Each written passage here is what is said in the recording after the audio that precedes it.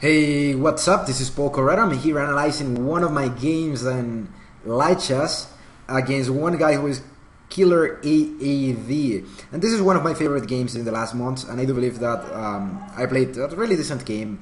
You can see here that the guy is at 21-45 in light chess, so that means that he knows a little bit of chess. And I do believe that this game is extremely instructive in terms of how you should play when you're attacking with your rooks, and how certain maneuvers like trampolins can work for you in order to win many games. Another thing that you can get out of this game is probably that activity is extremely important, and you cannot just go ignoring during the game the activity of the position and just play passively, because if you do so, then you die. And this happens even in the highest levels of chess, and this is why we die. So extremely important for you to know. We constantly trying to keep a decent position in terms of activity. Let's take a look. Knight f3, d5, e3, e6, bishop d3, c5, b3. This is characteristic of Zuckertorch system. Basically, you bring your bishop to d3, and this is a really nice square because you're hitting the square h7, this diagonal. So in some cases, you just have a really nice bishop here, which is coming here, and then you can create a battery or something that happens. You want your bishop to go to b2, so that this pawn on d4 is protected, and at the same time it protects the square e5 even more, so there is a lot of pressure on the square e5. That makes the center quite difficult to break for the black pieces, so that's something that they have to consider. In this position, I'm just taking on d4, nobody dies, and then I castle. Remember that you have to castle, usually you have to castle as soon as possible, and more in positions where the center is open. So bishop d6, bishop d2, and see how even he is bringing even more pieces to probably break on e5. I won't allow that. So knight bd2, b6, rook e1. This bishop on d7 is not gonna fly so well. Now the black pieces have a problem here, which is that the bishop on c8 is kind of annoying to position. Where are you gonna go with that bishop? That's a good question. So on the other hand, my development is quite simple. I'm gonna play rook e1, probably just play knight e5 in the future with my bishop and everybody defending on e5. I can play something like f4 followed by knight f3, and I have a really nice knight on e5, which might be really annoying for the black pieces. So in this position, the black pieces are planning to get their bishop on b7. The idea being that, well, that's kind of a better square than c8, and then you can try to connect your rooks and play a little bit more aggressively. So bishop d7, and I played c4. The idea is that now I have control of the center. One of my plans is to play rook c1, bishop b1, and then my bishop is in a nice square and everybody's protected. This rook is in a nice file which is likely to get open, and that's something good for me. So something that you'll see a lot in games of chess is that you want to move your rooks to places where they are going to have some activity. Do not have your rooks on the sides, because that's not good for you.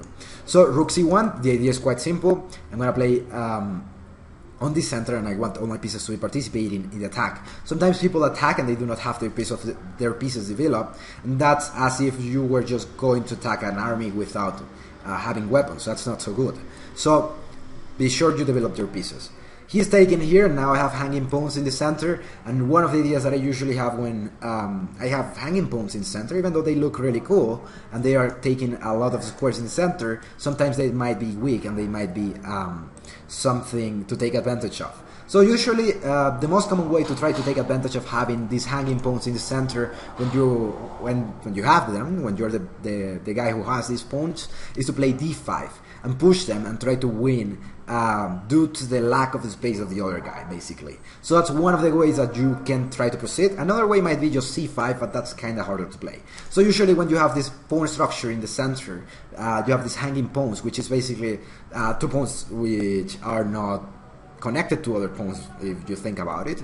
Then what's going to happen is that you can try to take and to use them to take space advantages. So in this position, I have a nice control of the center, but at the same time, my center is not necessarily like perfect, because my pawns might be attacked in the future, and that's exactly what they want to do, like the black pieces. So whenever you fight these positions with the black pieces, what you're trying to do, well, not necessarily with the black pieces, but with the pieces who do not have the hanging pawns, what you want to do is to try to attack them and sometimes you try to stop them from going to d5, at least if they are in these central squares. And the idea is basically that you want one of them to move at certain point when they are not making a lot of damage, and then the other one is going to be weak, or sometimes you just generate pressure on them and then you try to win on them some material. So that's some of the common ways to try to proceed here. The guy played knight b4. Here I wanted to create an unbalanced position, and I wanted to play bishop e4. The idea behind it is that if I go with my bishop to b1, then my rook is wrapped, and if I go to my to f1, then that's kind of passive but solid at the same time, because my bishop can go backwards at any point. That's kind of okay. None of those moves would have been like a major mistake, or maybe not even an inaccuracy.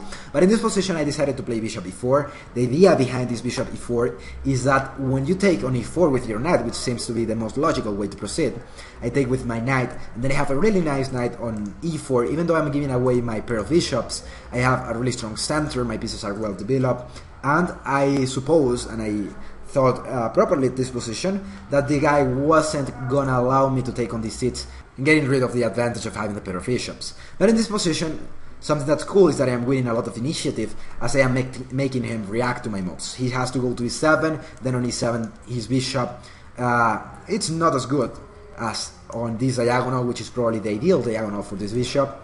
The problem being that on c7 then this bishop is not so cool either. It looks kind of misplaced, because in the future if you want to bring your rook to c8, then the bishop on c7 is not gonna fly.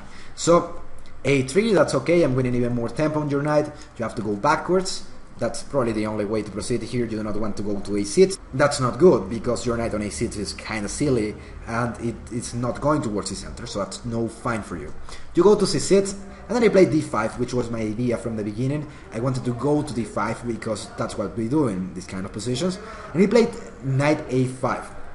See how when I play d5, my bishop from b2 is getting some action, and at the same time I am forcing you to react even more to my moves and win even more initiative, and you have to act upon this. So knight a5, the knight is taking on c4. That's kind of annoying. My pawn on d5 might become something dangerous for him if I get to advance it even more. And see how when I advance my pawn to d6, what I am doing is that I am taking your bishop on e7, so you have to do something about it. If you take on c4 right now, like for example knight takes c4, I can just take on e7, and then I'm taking on f8 with the check. So that's no good for you. I'm winning a piece, so you cannot take on c4. You have to do something about this bishop. So now let's consider where can this bishop go. If you go with this bishop to f6, then I might just take on f6 with any of my pieces actually. Probably it would be better to take with my knight.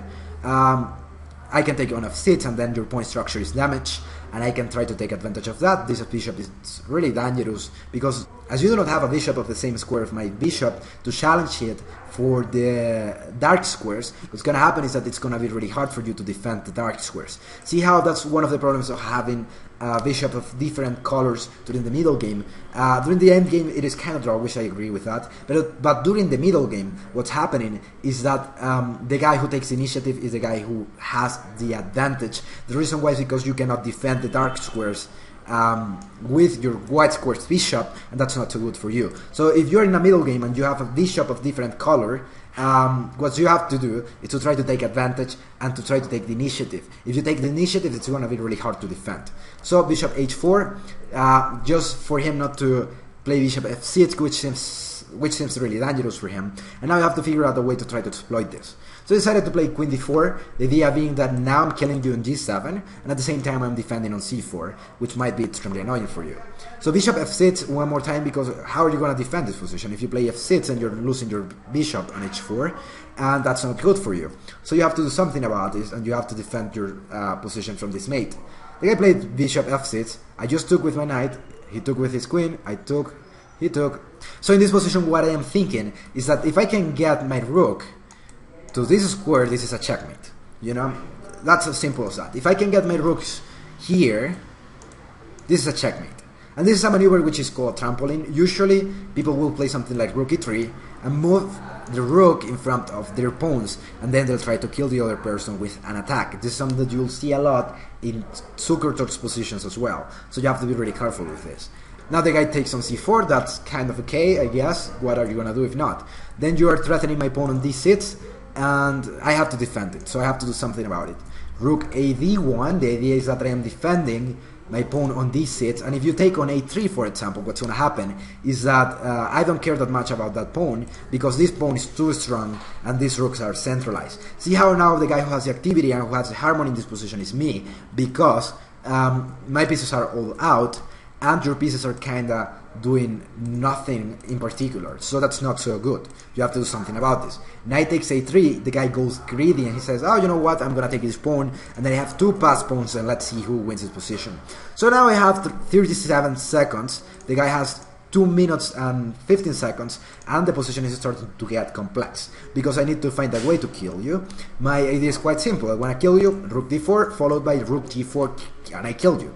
The reason why is because this bishop on f6 is extremely annoying. See how, as you do not have a challenger for these dark squares, you have nobody to defend them, and that's really dangerous, because you have weaknesses on those squares. On the other hand, this bishop here is not so dangerous, because I do not have weaknesses, and he doesn't have the initiative, and his pieces are kind of passive.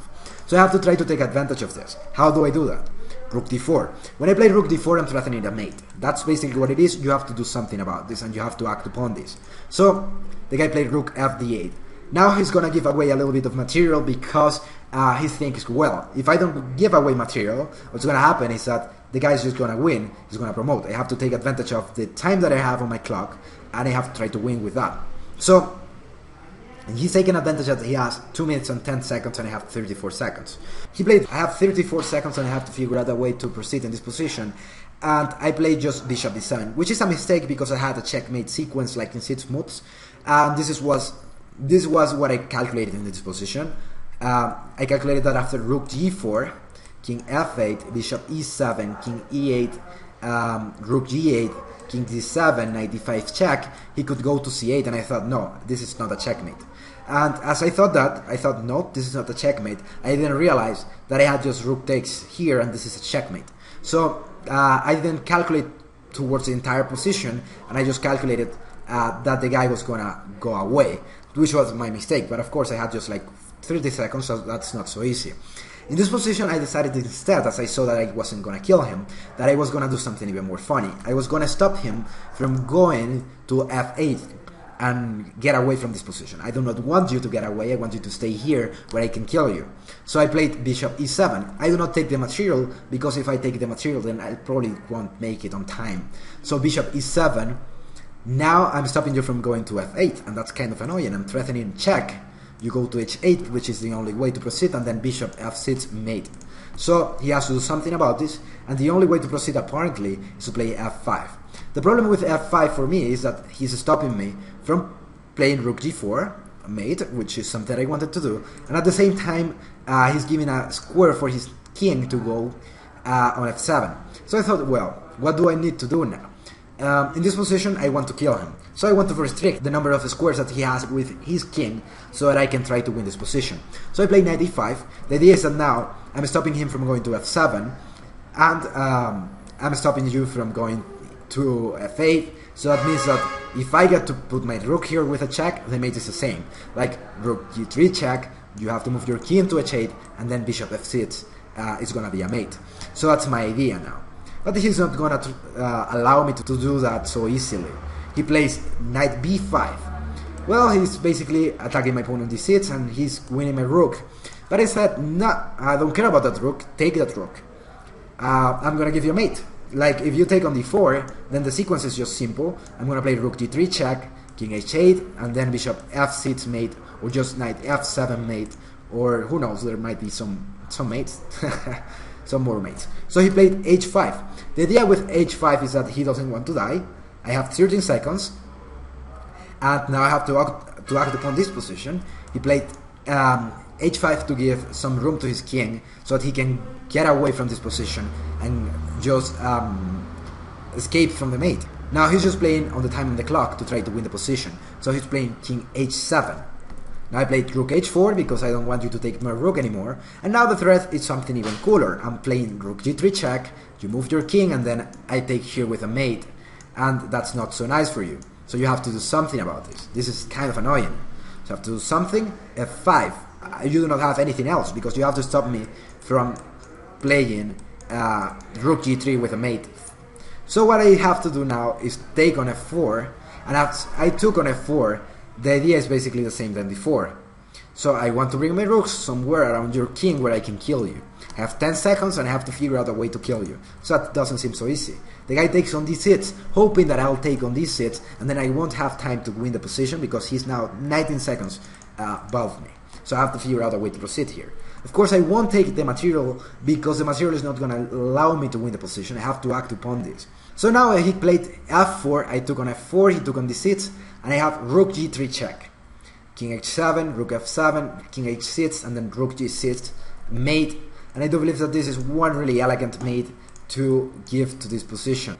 So what do you have to learn from this game here, which is a 5-minute game, and you can argue that you do not have the time to calculate all these things. Sometimes try to take advantage of these maneuvers of trampolin so that you can bring your rooks towards his king and trying to kill him. That's basically one of the most common ideas here that you should try to take. Another thing that you should be really concerned of is when you have bishops of different color, opposite color bishops, take the initiative during the middle game. During the end game it's kind of draw, which I understand that, but during the middle game, go for the advantage, go for the material, go for the threats, go for everything.